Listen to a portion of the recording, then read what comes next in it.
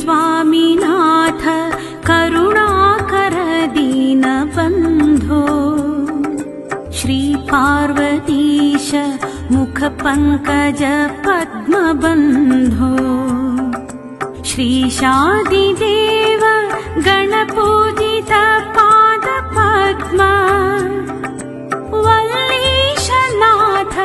मम देहि करावलम्बम् वल्लीसनाथ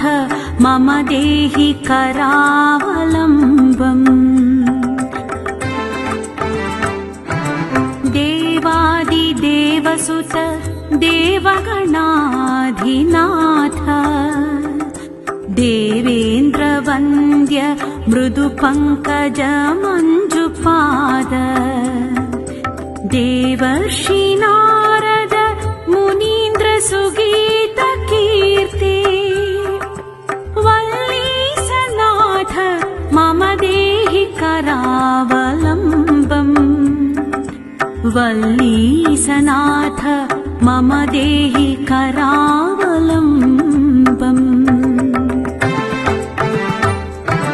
नित्यान्नदान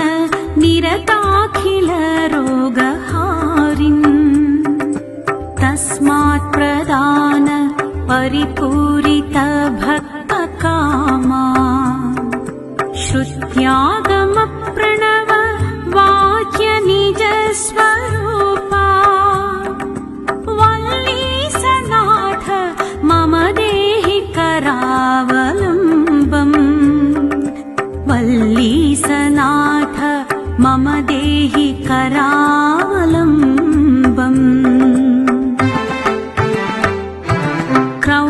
क्रौञ्चासुरेन्द्र परिघण्डन शक्तिशूल पाशादिशस्त्र परिमण्डित दिव्यपाणि श्रीकुण्डलीश धृततुण्ड शिखीन्द्रवाह वल्लीसनाथ मम देहि करावलम्बम् वल्लीसनाथ मम देहि करावलम्बम्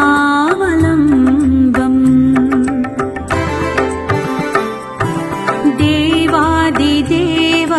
रथमण्डल मध्यवेद्या देवेन्द्रपीठ नगरं दृढच्चापहस्तम् शूरं निहत्य सुरकोटिभिरीड्यमान वल्लीसनाथ मम देहि करावलम्बम् वल्लीसनाथ मम देहि करावलम्बम्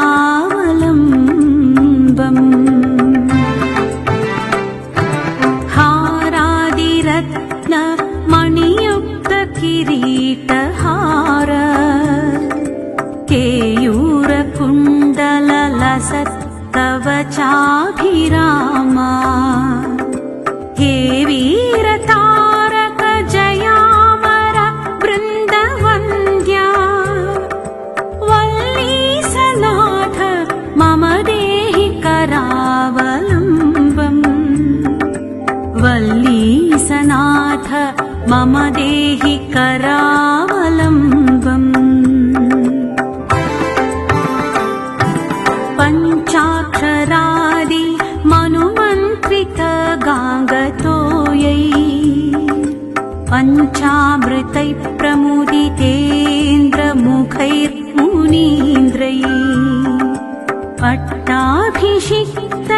हरियुक्त परासनाथ वल्लीसनाथ मम देहि करावलम्बम् वल्लीसनाथ मम देहि करावलम्बम् श्रीकार्तिकेय करुणामृतपूर्णदृष्ट्या कामादिरोग कलुषीकृत दुष्टचित्तम्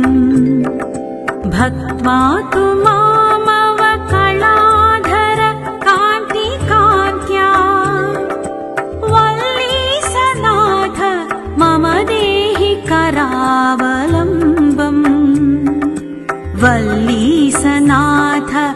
मम देहि करावलम्बम् सुब्रह्मण्यकरावलम्बम् पुण्यं ये पठन्ति द्विजोत्तमा ते सर्वे मुक्ति मायान्ति सुब्रह्मण्यप्रसादतः सुब्रह्मण्यकरावलम्बमिदं प्रातरुत्थाय यः पठेत् कोटिजन्मकृतं पापं तत्क्षणादेव नश्यति।